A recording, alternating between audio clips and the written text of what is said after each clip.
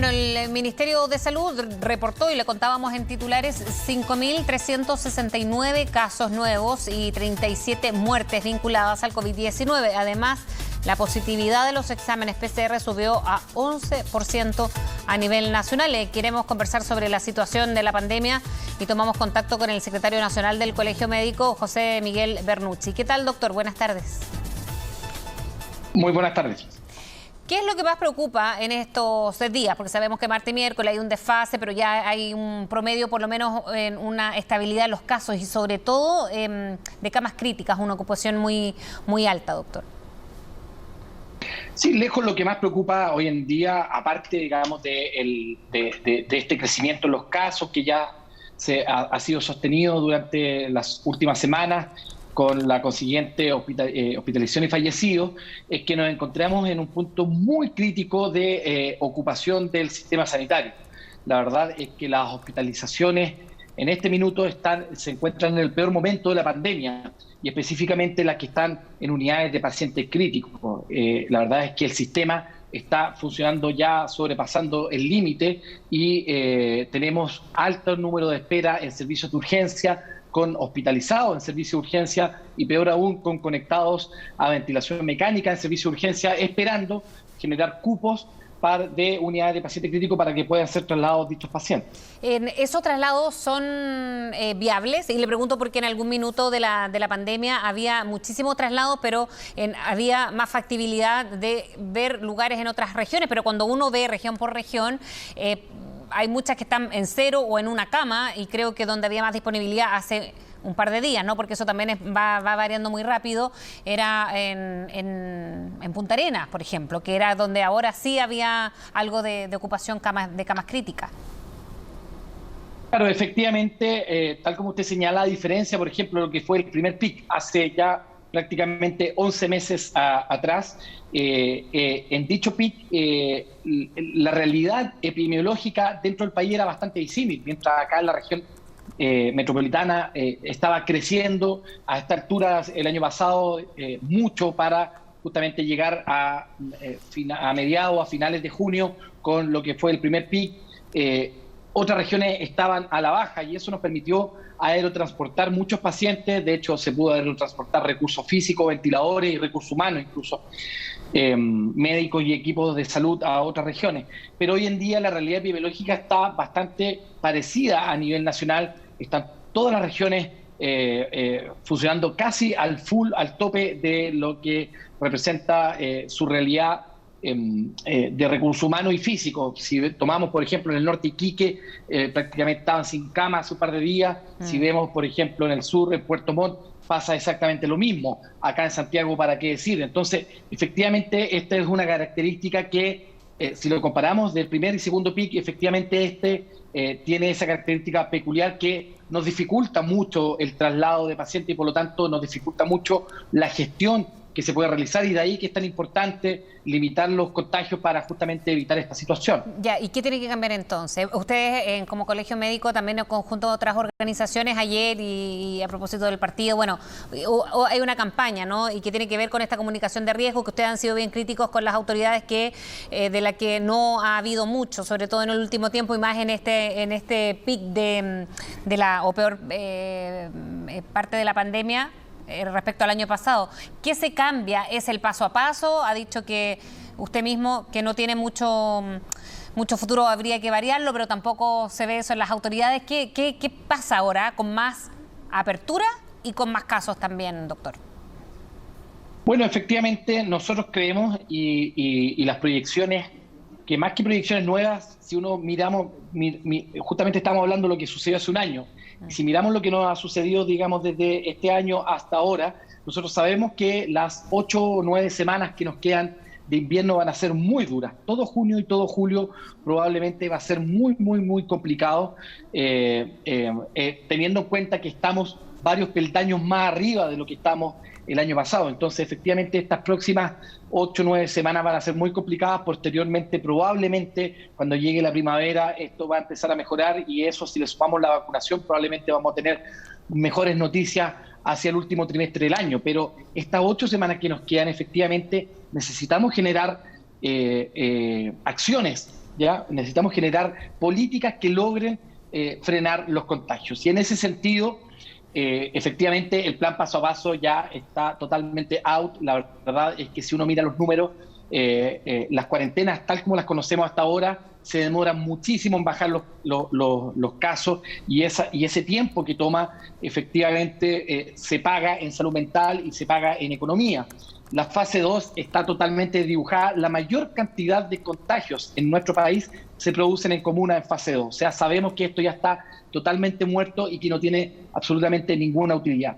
En ese sentido, nuestro gran pilar, la comunicación de riesgo, estamos haciendo propuestas, tal como lo hicimos con estos últimos 2 videos que hemos sacado para dar a conocer la realidad del país y para también hacer una transmisión que sea mucho más sentimental con el relato de Ernesto Correa. Pero lo segundo...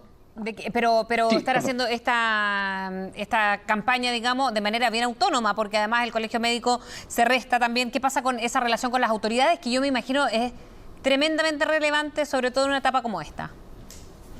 O sea, sí, lo que te está señalando es que nosotros siempre hemos creído que hay 3 pilares que han estado muy débiles. La primera es la comunicación de riesgo, donde efectivamente nosotros hemos hecho la propuesta. La segunda es que tiene que ver con la trazabilidad del testeo, que lamentablemente seguimos pegados hace 6, 8 meses en los mismos números y lamentablemente no levanta cabeza. Y lo tercero tiene que ver con la continuación de cómo cortamos los contagios con este paso a paso.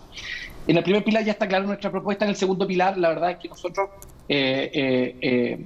tenemos un seguimiento a 111 municipalidades donde sabemos que los problemas están principalmente en recursos. Eso es voluntad política. Así se lo hemos hecho saber directamente en la mesa social cuando participamos de ella, y actualmente nuestra minuta y propuesta la estamos haciendo llegar directamente al presidente de la República, respondiendo a su pregunta.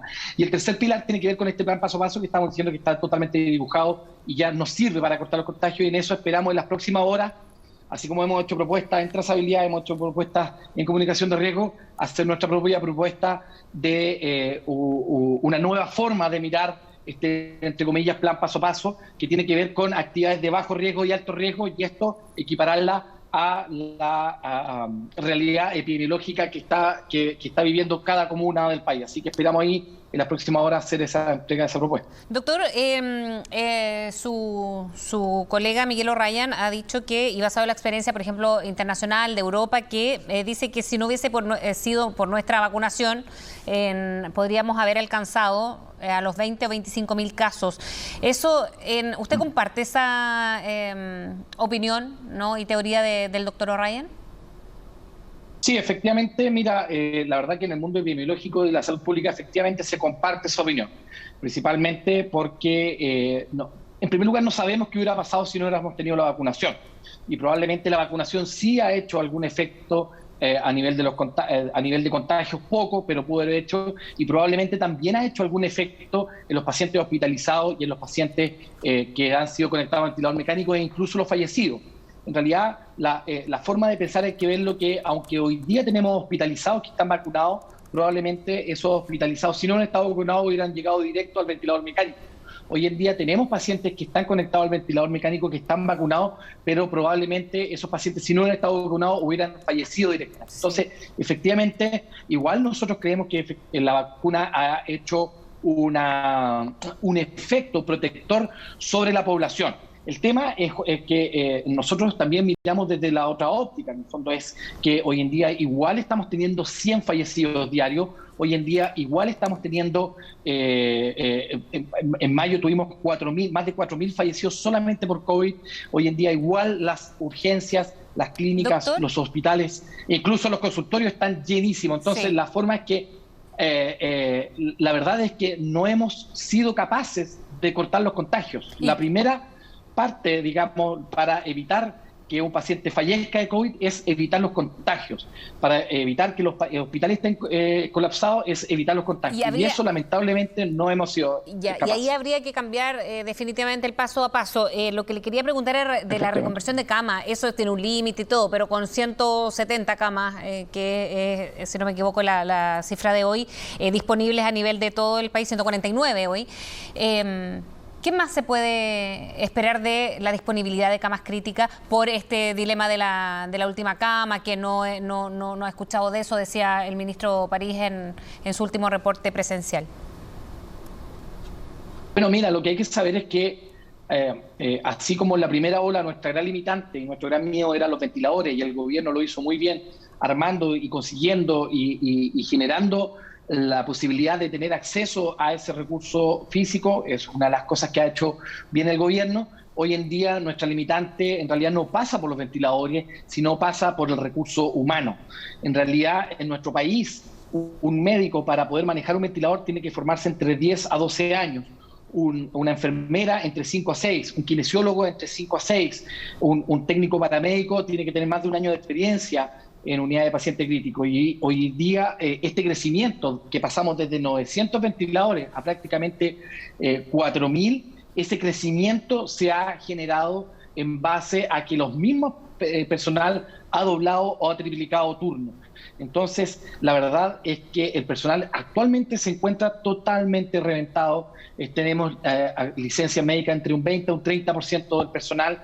Mucha gente que dobló y triplicó turno en la primera ola y en los meses subsiguientes, hoy en día está con mucha alteración de salud mental, con muchos problemas familiares, y en ese sentido el crecimiento, así como en la primera ola los ventiladores eran limitantes, hoy en día lamentablemente es el recurso humano. Si seguimos creciendo, lo que hay que tener claro es que el crecimiento no va a ser en base a estos médicos que tienen la experiencia de 10, 12 años o una enfermera bien formada, sino finalmente se va generando lamentablemente una disminución en la calidad de atención, y finalmente eso va a repercutir en los outcomes o los resultados de complicaciones y de mortalidad asociada al tratamiento. ¿Y la última cama? ¿Ese dilema del que se ha hablado en el último año? Mira, la verdad es que nosotros hemos señalado y hemos sido bien enfáticos que el dilema de la última cama se lleva generando hace bastantes semanas atrás. Y esto es principalmente porque la última cama no hay que entenderlo como que se llenó el hospital, se cierra y la gente se deja atender.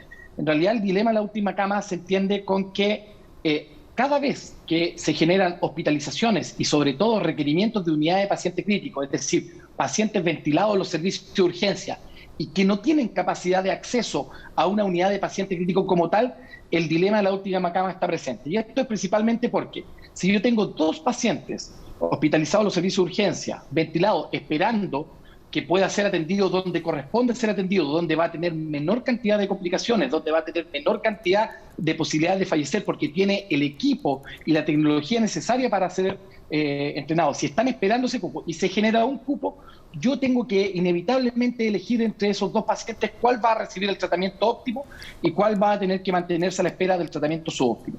Eso ya lo estamos viendo hace varias semanas. Por lo tanto, en realidad es cosa de ir a visitar los hospitales. Nuestra directiva regional Santiago, la doctora Crispi, ha estado visitando constantemente los hospitales. Hoy día fue el hospital de La Florida, que está totalmente lleno. Ayer fuimos a otros hospitales y en realidad la situación es crítica en muchos de los centros hospitalarios más grandes de nuestro país.